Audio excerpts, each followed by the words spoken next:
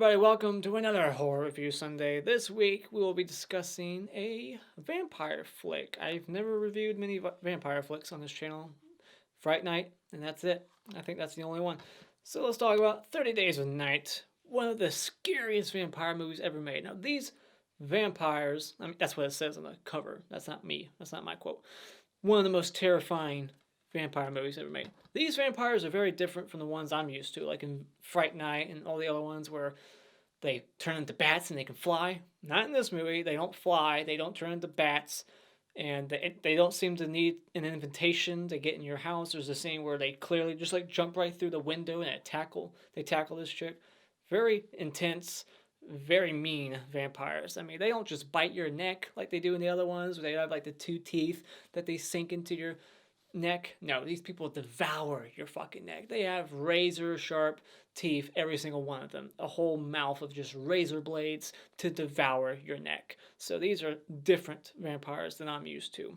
Now, I have seen this movie before, but just once. And I liked it this time. There's some things, it has potential to be great. It's not a great movie. It's not a great vampire movie, not to me. It's good. I enjoyed it. It's got like a high 6 point something on IMDb, which is good. And like 50 something percent Rotten Tomatoes. So I think this is like a 50-50 movie for vampire fans, people who love the genre. I'm not huge on the genre, but this one would probably make a top 10 vampire list. I could see that because it's good, like I said. But there's just things that I would have changed. And this movie could have made a pretty interesting, pretty intense, like 3-season, 10-episode each, like TV series, because it's 30 Days of Night, and we only get to see like 4 days of that 30 in this film. They cut from like day 1 to 18 to 20 something, and then it's 30. But they could have made this like a big TV series where it starts on day 1, and then by the end of season 1, it's like day 10. It's like have like each episode be a day, and then get to the end like 30. Maybe have like 2-3 seasons. Because I think seasons are typically like, 10 episodes long? I'm not a TV person. I don't watch a lot of TV shows. I stick to movies. But I was just thinking about how this could actually be a pretty interesting TV series if that's what they wanted to do, but they didn't. So, but yeah, just wanted to throw that out there. Now, this was directed by David Slade, who is a music video director, but he also directed a Twilight installment. He did Eclipse, which is just kind of funny because that has vampires in it too, but that's way tamer than this. That's like PG-13 romance shit. This is hardcore, but not hardcore enough. And that would bring me to one of my negatives, is that there is so much that they shy away from. They don't go for broke. They don't get gratuitous with it. They have good gore here and there that is really great looking, like heads that get chopped off, but then there's all these other things where people just get dragged away, and then like a kid gets killed. I was like, awesome, we're gonna see like this kid get killed. And, I always talk about it. There's a kid vampire, and they go to the decapitator, but cuts away here, cuts away there. But yet there's like all these other little moments where there's plenty of little gore gags, and it's like, well, why are you shying away? If you're gonna, no, just don't do it. So that would be a huge negative because I'm a gorehound, and these vampires with their teeth, you make them so strong too. They got like slight superhuman strength, not too strong, but definitely stronger than the average human. But they don't do a whole lot of damage. They should be like punching holes in people.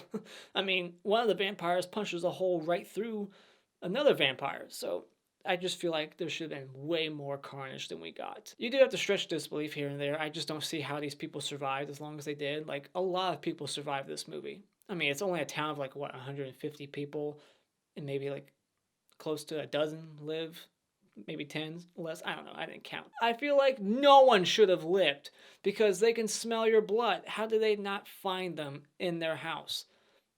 I call bullshit. That's a little logic nitpick. It's not really something that holds the film back. But there's a vampire in this movie. I won't spoil who, but somebody becomes a vampire and immediately is like, I can smell your guys' blood. And you're not even bleeding. Like, he can just smell the blood inside his fellow, like, citizens, just friends and colleagues. Like, he can just smell all their blood.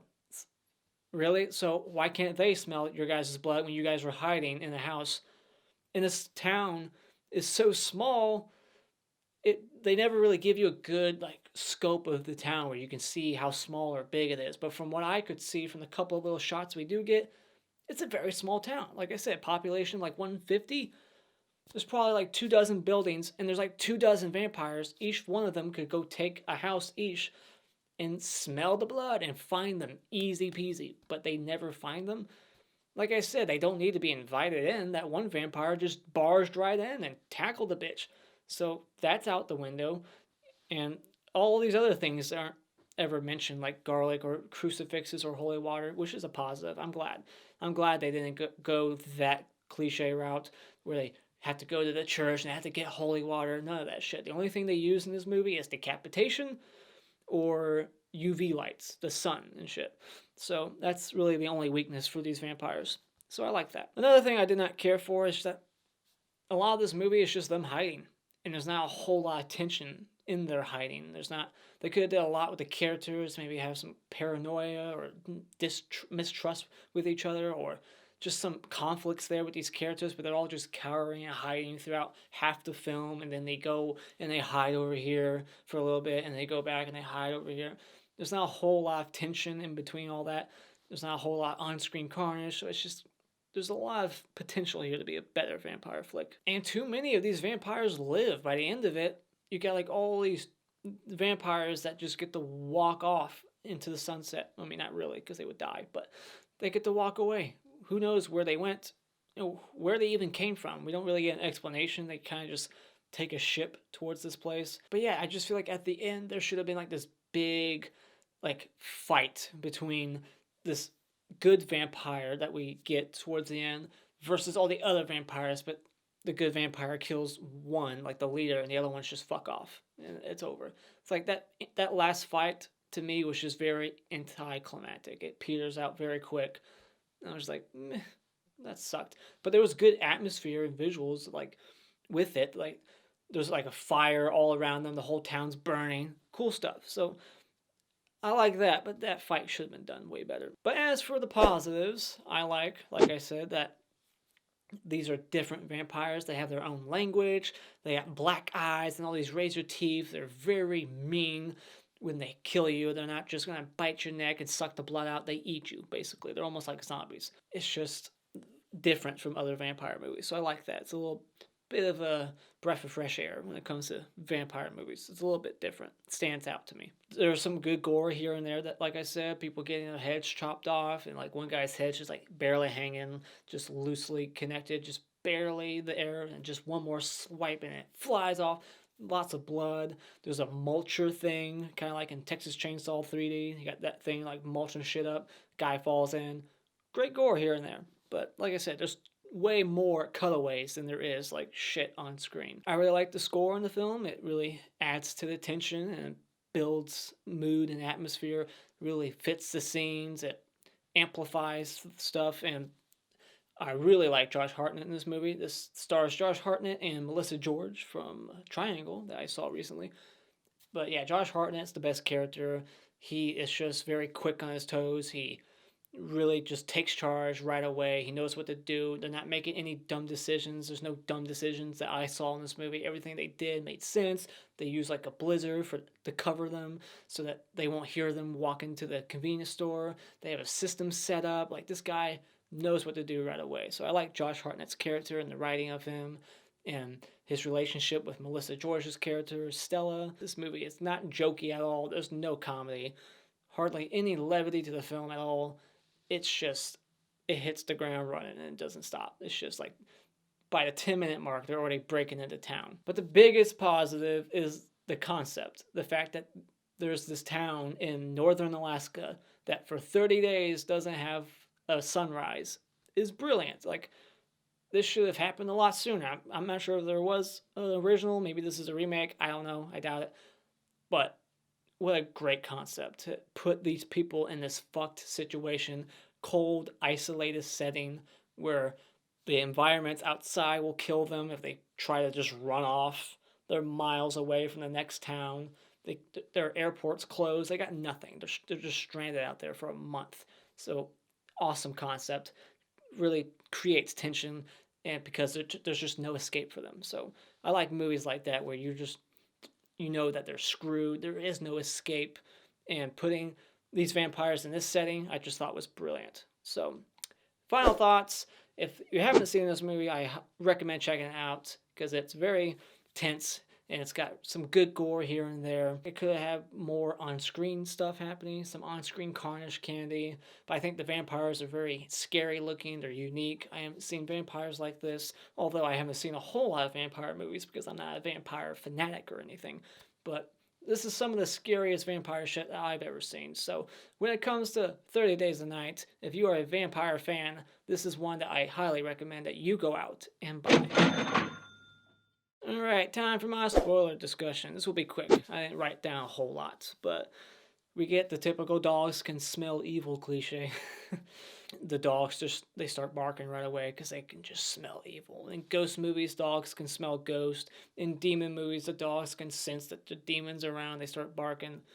Every monster you can think of, dogs can they have a sense of that shit. And we get this cool scare that actually made me jump. It was a car crash scare. Melissa George is driving to the airport, and all of a sudden, this big, heavy machinery vehicle, the brakes don't work, and it just smashes right into her. It actually made me jump in my seat. So, I had to talk about that. And then you get this threesome couple, like this girl and two guys are talking about like banging later on, and then they start doing like rock, paper, scissors, shoot to see like who's gonna be on top or who's gonna fuck her first, something like that. I don't know. I'm not sure if they were all just joking and kidding around or if they were legit going to have a threesome later on, but they were talking about it. And yeah, they start getting their throats eaten out. This one guy gets eaten, and then his head gets put on like a peg. They're like chopping off all the heads of their victims because they don't want them to turn. And then we get like this Ralph guy from Friday the 13th, played by Ben Foster. He's like half vampire or some shit, or he's like a vampire and wannabe. I'm not sure what's going on with him, but he's got like the teeth like the vampires, but his eyes aren't like them.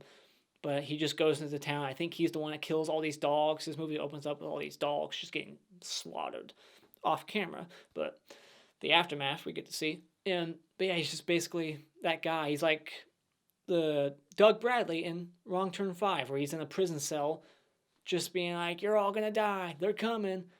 My boys are coming. They're gonna come kick your ass. They're gonna eat you.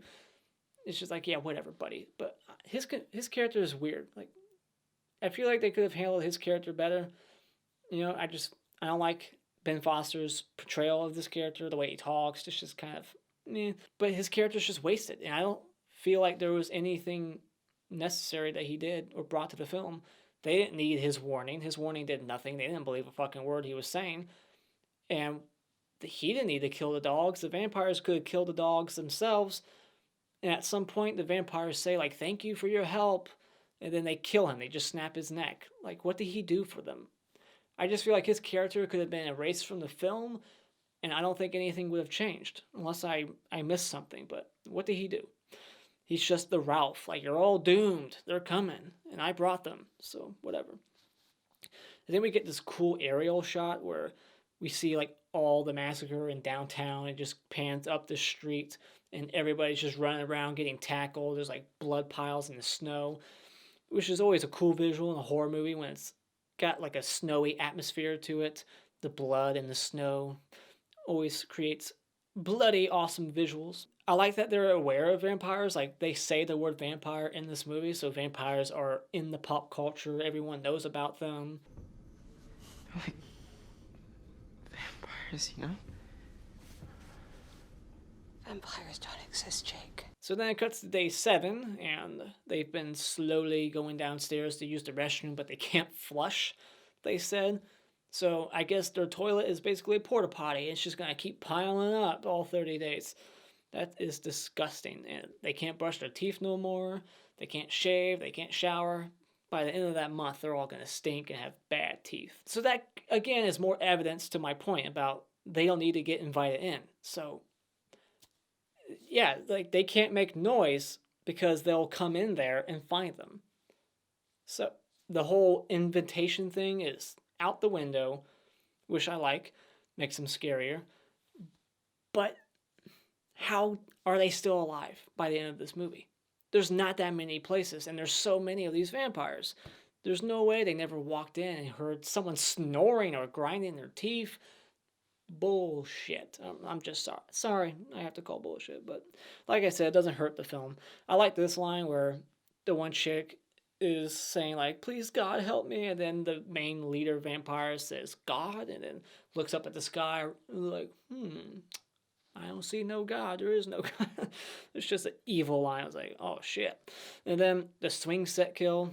Guy turns into a vampire, runs into the swing set for some reason, doesn't know how to just take a couple steps back and get out of that mess. Like, okay, being a vampire turns you into a fucking moron, I guess.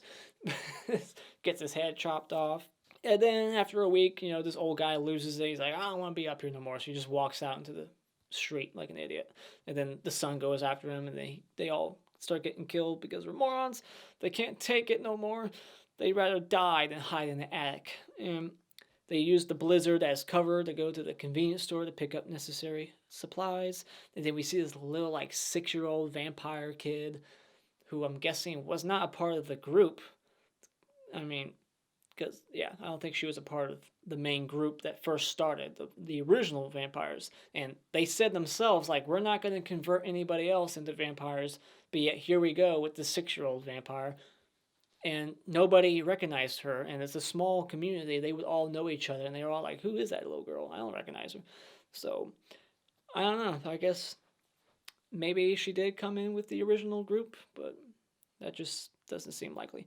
And so then it cuts to day 18, and the UV test they do, and burns the skin of this chick. Like, it hits the vampire, and she's like charred, like half her body. She's in so much pain she can't even move, so they have to like kill her.